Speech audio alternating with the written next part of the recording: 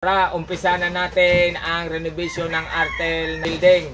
So ano mo nang gagawin, Balbas? Ayan mo nang gagawin, itong gigibain mo na to. Dati ano bang nakakulong dyan? Nakalagay dito, ano yung organic itlogan, ngayon papalitan ng RTL. Ginigiba na.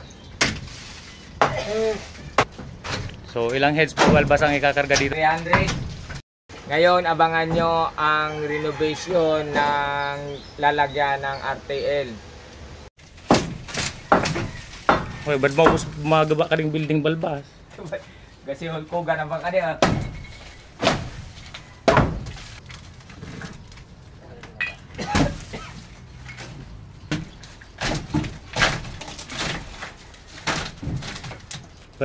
Ba't tabay pakagisakan ko?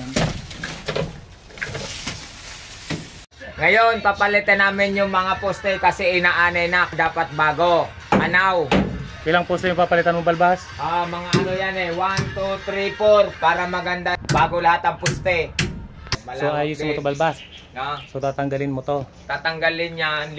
Lahat lilinisin yan. Para pagdating ng RTL, maganda yung renovation ng lalagyan ng RTL. Lilinisin to, tatanggalin to. Tsaka ilalagay yung 300 heads. O 150, 150.